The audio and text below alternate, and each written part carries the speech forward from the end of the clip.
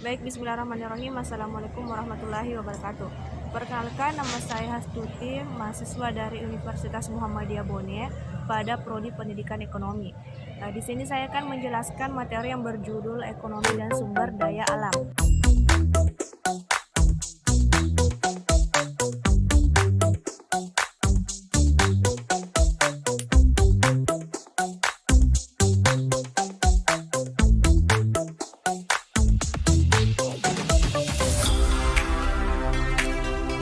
Yang pertama adalah pengertian ekonomi. Ekonomi adalah ilmu yang mempelajari tentang struktural ataupun bagaimana pemanfaatan sumber daya alam yang dikelola oleh manusia. Kemudian yang selanjutnya adalah mengenai sumber daya alam. Sumber daya alam adalah segala sesuatu yang dapat dimanfaatkan oleh manusia yang akan digunakan dalam kehidupan sehari-hari. Nah, sumber daya alam ini adalah segala sesuatu yang seperti ada air, ada tumbuhan, ada segala hal yang dapat dimanfaatkan dalam kehidupan manusia. Kemudian sedangkan ekonomi sumber daya alam adalah ilmu ini diterapkan manusia untuk pengelolaan ataupun untuk perencanaan sehingga sumber daya alam itu dapat dimanfaatkan dengan cara baik.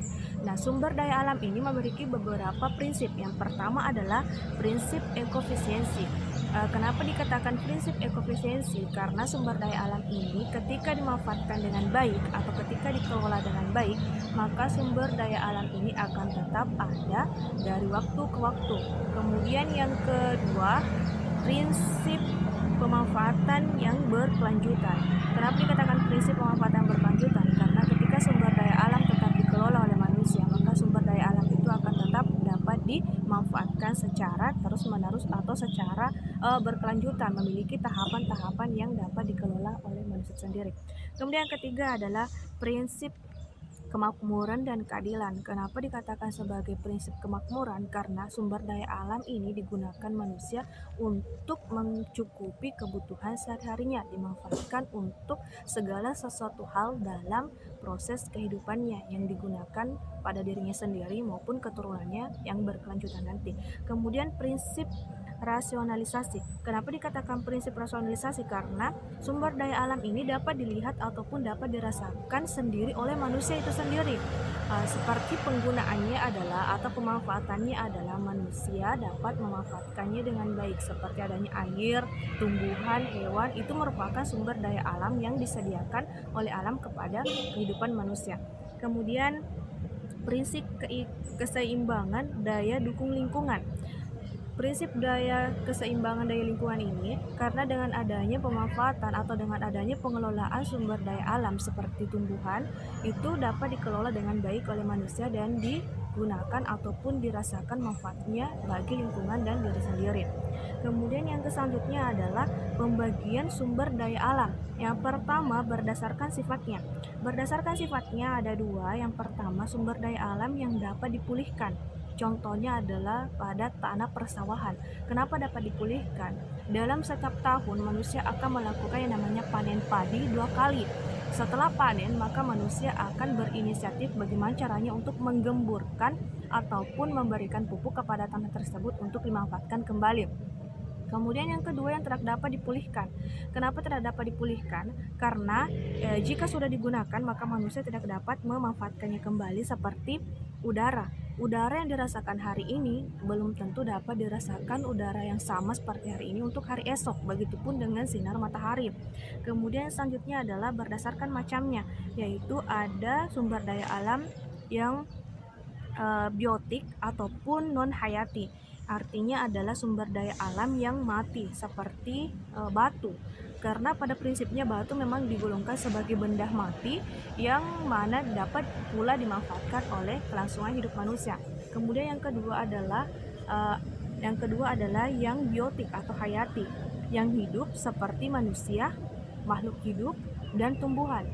Karena mereka itu adalah sumber daya alam yang disediakan oleh alam, namun dalam hal ini adalah yang bergerak ataupun yang hidup dan dapat pula digunakan untuk kelangsungan hidup manusia.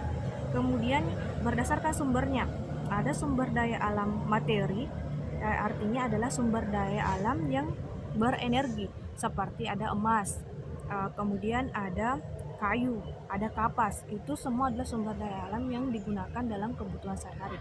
Kemudian non materi adalah sumber daya alam yang bersifat dalam ruang, seperti makhluk hidup, dan misalnya adalah dia tanah. Kenapa dikatakan sebagai sumber daya alam yang dalam alam ruang? Karena tanah ini hanya dimanfaatkan untuk kegiatan-kegiatan tertentu.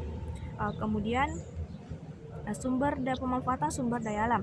Pemanfaatan sumber daya alam di sini yang pertama adalah sumber daya alam dan bahan bakar.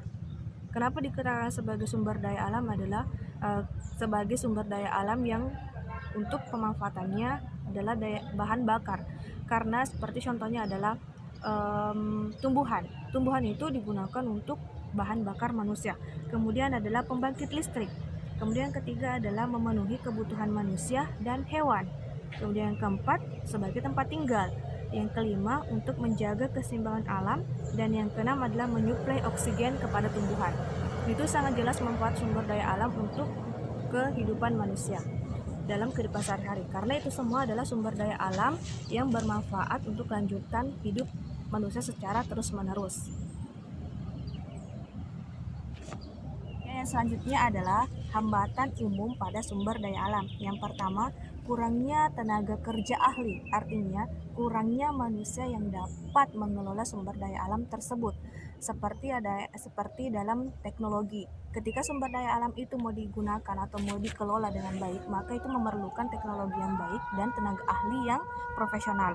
Kemudian yang kedua, mahalnya sarana dan prasarana yang digunakan dalam proses pengolahan sumber daya alam.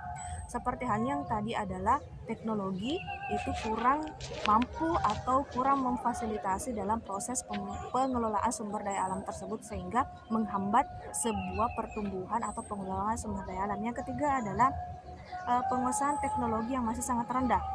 Setiap manusia memiliki tingkat pengetahuan yang berbeda-beda, sehingga penguasaan teknologi ini pula tidak dapat disamaratakan dengan semua pengelolaan sumber daya alam.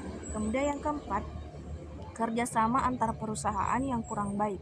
Kenapa dikatakan demikian? Karena banyaknya perusahaan yang dalam hal ini bukan untuk bertujuan bekerja sama, tapi melainkan untuk saling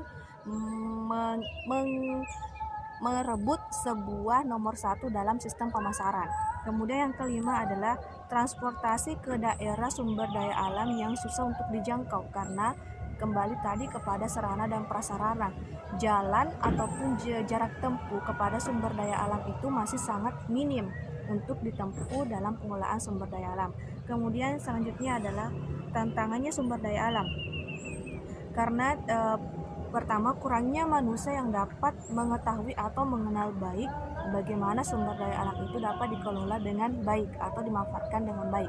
Kemudian yang kedua adalah ketidaktersediaannya bahan, atau dalam hal ini adalah biaya, karena pemerintah lebih mengedepankan yang namanya pembangunan, sehingga sumber daya alam itu lebih dalam hal ini adalah masih terabaikan oleh perhatian pemerintah. Yang ketiga, kelompok ataupun pangan lokal itu lebih dominan kepada di dalam negeri, sedangkan kalau untuk diekspornya itu terbelakang dari negara-negara lain. Kemudian yang keempat adalah mudahnya terjadi kecemburuan antara satu pengusaha dengan pengusaha lain. Ini akan menghambat sebuah perkembangan atau pengelolaan sumber daya alam, karena mereka semua akan mau menjadi nomor satu dalam sistem pengelolaan. Sekian dari saya untuk materi ini. Assalamualaikum warahmatullahi wabarakatuh.